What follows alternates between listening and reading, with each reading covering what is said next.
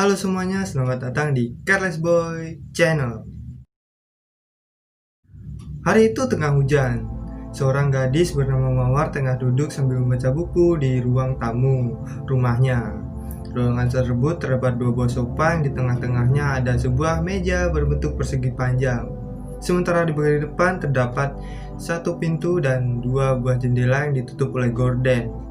Sekarang Mawar tengah sendirian di dalam rumahnya karena kedua orang tuanya belum juga pulang setelah pergi.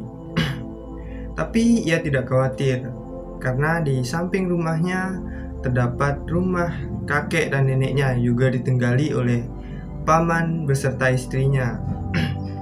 Tetapi di bagian depan rumahnya, di seberang jalan depan rumahnya terdapat sebuah rumah kosong yang tidak ditinggali lagi. Mawar sudah terbiasa ditinggal sendirian di rumah oleh kedua orang tuanya. Tiba-tiba saja petir menggelegar dan membuat Mawar sedikit tersentak. Tetapi dia segera tenang kembali setelah beberapa saat. Dengan tak acuh, Mawar kembali membaca buku dengan ditemani oleh rintik hujan yang terdengar merdu. Tetapi beberapa saat kemudian ia merasakan sesuatu yang janggal sehingga menoleh ke kiri dan ke kanan. Padahal waktu itu lampu rumahnya menyala terang agar dia bisa melihat ke sekeliling dengan jelas. Tetapi ada perasaan aneh yang entah kenapa merasuk dalam tubuhnya, merasuk dalam dirinya. Meski demikian, Mawar masih bersikap acuh tak acuh saja. Tak lama kemudian, angin berembus menerpa jendela rumahnya, membuatnya sedikit bergetar, dan gorden rumahnya tiba-tiba saja terbuka. Tetapi meski demikian, Mawar masih bersikap acuh tak acuh dan beranjak dari sofanya menuju jendela tersebut. Samar-samar dia melihat ke depan dan terdapat sosok yang mengejutkannya. Tetapi dia tidak percayakan penglihatannya dan menusuk mata. Setelah membuka mata lagi dan melihat ke arah tersebut, ia tidak lagi melihat apa yang dilihatnya itu. Mungkin halusinasiku saja, katanya, sembari menutup gorden. Tetapi kenapa gorden ini bisa terbuka padahal jendelanya jelas terkunci rapat? Tidak mau pusing memikirkan hal tersebut, Mawar lantas kembali duduk sambil membaca buku. Hujan perlahan mereda. Samar-samar Mawar mendengar pintu belakang rumahnya diketuk. Karena sudah menduga siapa yang mengetuk pintu belakang rumahnya, dia pun segera menutup buku, meletakkannya di atas meja dan pergi ke belakang.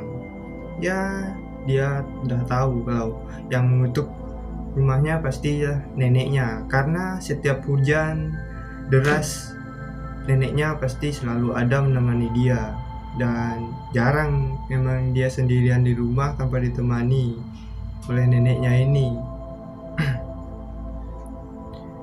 Dan benar saja, ketika membuka pintu, Mawar melihat sosok seorang wanita tua dengan rambut yang sudah memutih setengah. Dia memakai daster berwarna coklat dengan corak-corak bunga yang sudah familiar di mata Mawar. Akan tetapi pada saat itu ada satu kejanggalan. Tidak biasanya neneknya ini membawa keranjang ke rumah Mawar di saat hujan-hujan seperti ini. Namun Mawar tidak peduli. Dia lantas mempersilahkan nenek tersebut masuk. "Silakan masuk, Nek," katanya. Neneknya pun masuk tanpa mengucapkan apapun. Dan Mawar menutup pintu lalu kembali berjalan menuju ruang tamu. "Nek, aku mau ke ruang tamu ya," katanya. Dia pun pergi ke ruang tamu. Namun neneknya mengikuti dia tanpa berkata apapun ke ruang tamu itu. Mawar duduk di kursi membaca buku. Setelah beberapa saat, ia merasa tidak nyaman akan sesuatu. Ya, benar saja. Neneknya setelah meletakkan keranjang di atas meja, dia hanya duduk diam menatap pintu kosong ke depan tanpa mengucapkan apapun kepada Mawar. Jelas Mawar merasa sedikit curiga dan sedikit merasa aneh.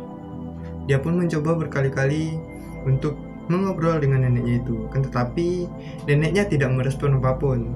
hanya diam, menatap kosong ke depan, seolah-olah dia hanyalah sebuah patung. Namun, bersikap acuh tak acuh, Mawar kembali membaca buku. Tapi tidak merasa tidak nyaman, dia pun menutupnya kembali dan menaruhnya di atas meja. Dia merasa penasaran dengan isi keranjang yang ada di atas meja tadi. Lalu, ia pun segera mengambil keranjang tersebut. Ini isinya apa, Nek? Aku buka ya. Dia pun membuka keranjang tersebut dan dia tersentak ketika melihat begitu banyak bola mata yang dicongkel keluar, menatapnya dengan tajam. Dia pun karena merasa takut, dia menutup mulut dan berpaling ke arah neneknya, tetapi neneknya menghilang dari pandangan. Lalu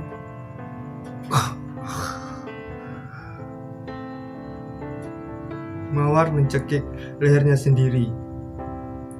Dia mencekik lehernya dengan keras dan mulutnya menggumam dengan aneh. "Kamu telah mengotori rumahku," katanya dengan suara serak. Kamu akan aku bunuh."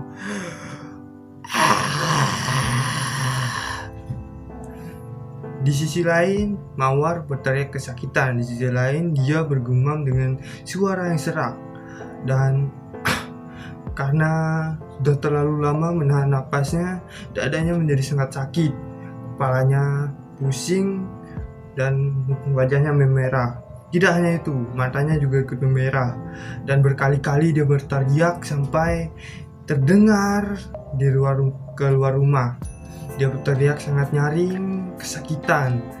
Tapi tetap saja dia masih mencekik lehernya sendiri, seolah-olah dia tidak bisa melepaskannya. Tiba-tiba, boom!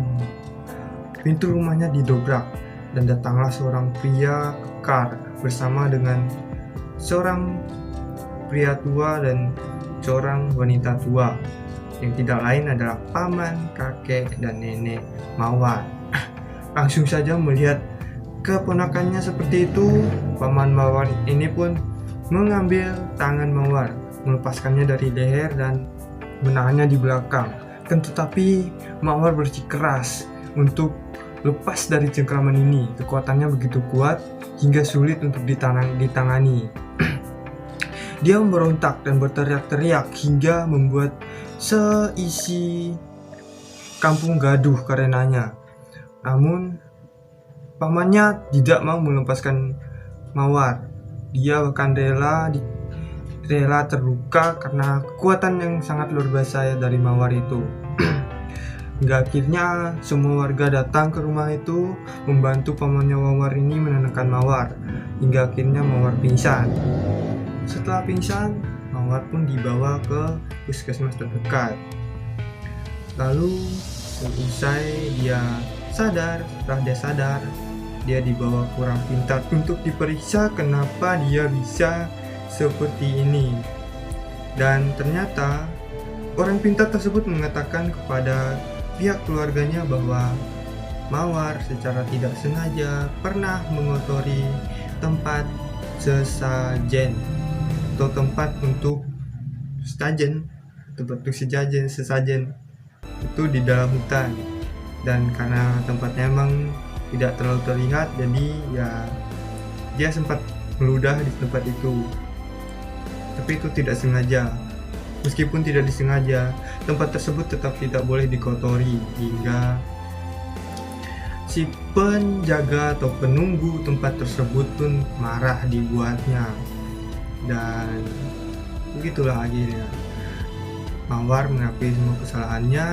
Kemudian melalui perantara orang pintar tersebut, dia meminta maaf kepada hantu yang marah kepadanya, dan dia pun terlepas dari gangguan itu hingga